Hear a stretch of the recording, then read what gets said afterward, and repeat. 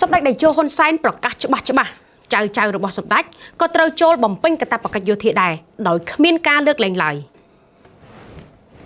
ជម្រាបសួរពុកម៉ែបងប្អូនទាំងអស់គ្នានាងខ្ញុំបៃលីព្រឹកមិញនេះនាងខ្ញុំបានតាមដានព័ត៌មានយ៉ាងយកចិត្តទុកដាក់ពាក់ព័ន្ធនឹងដំណើរចុះទៅកាន់មូលដ្ឋានរបស់សម្ដេចតេជោ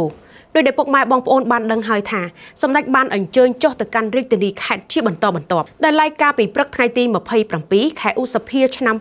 2026នេះសម្ដេចបានអញ្ជើញចុះទៅកាន់ខេត្តកំពង់ឆ្នាំងដែលជាខេត្តទី10ហើយនៃដំណើរចុះទៅកាន់មូលដ្ឋាននៅក្នុងពិធីសំណេះសំណាលជាមួយនឹងក្រុមប្រឹក្សាខេត្តក្រុងស្រុកឃុំសង្កាត់និងថ្នាក់ដឹកនាំមន្ទីរជុំវិញខេត្តកំពង់ឆ្នាំងដែលមានអ្នកចូលរួមជិត 1000 នាក់នោះសម្ដេចអគ្គមហាសេនាបតីតេជោហ៊ុនសែនប្រមុខរដ្ឋស្ដីទីលោកក៏បានមានប្រសាសន៍ពាក់ព័ន្ធទៅនឹងការអនុវត្តច្បាប់កាតព្វកិច្ចយោធាផងដែរដែលនេះធ្វើឲ្យនាងខ្ញុំពេញចិត្តខ្លាំងមែនទែនពុកម៉ែបងប្អូនសម្ដេចតេជោបានប្រកាសច្បាស់ហើយថាការអនុវត្តច្បាប់កាតព្វកិច្ចយោធាត្រូវធ្វើឡើងដោយស្មើភាពគ្នាហើយសូម្បីតែចៅរបស់សម្ដេចផ្ទាល់ក៏បានត្រៀមខ្លួនរួចជាស្រេចដើម្បីចូលរួមអនុវត្តកាតព្វកិច្ចនេះដោយគ្មានការលើកលែងឡើយកន្លងមកនាងខ្ញុំតែងតែឃើញមានមតិលើកឡើងមួយចំនួនដែលពួកគាត់មានការព្រួយបារម្ភឬសង្ស័យថាច្បាប់កាតព្វកិច្ចយោធាដឹងតែត្រូវធ្លាក់លើកូនចៅប្រជាពលរដ្ឋក្រីក្រហើយឯកូនអ្នកមានកូនអ្នកធំមានបនស័កដឹងតែត្រូវកិច្ចវេះ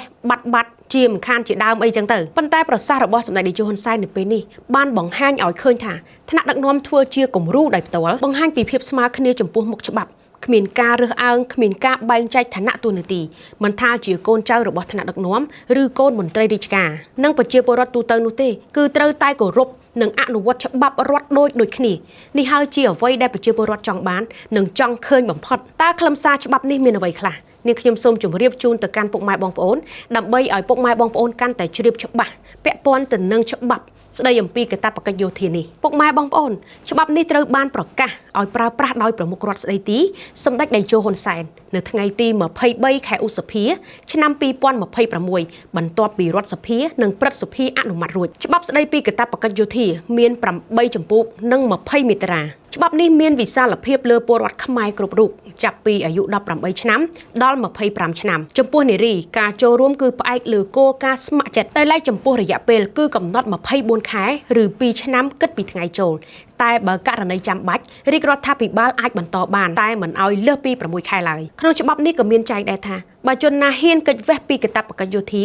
នឹងត្រូវផ្ដន្ទាទោសក្នុងកលៈទេសៈដែលប្រទេសមានសន្តិភាពត្រូវជាប់ពន្ធនាគារពី6ខែទៅ2ឆ្នាំនិងពិន័យជាទឹកប្រាក់1លានទៅ4លានរៀលចំណែកក្នុងកលៈទេសៈប្រទេសមានសង្គ្រាមឬរងការឈ្លានពានពីបរទេសគឺត្រូវជាប់ពន្ធនាគារពី2ឆ្នាំទៅ5ឆ្នាំ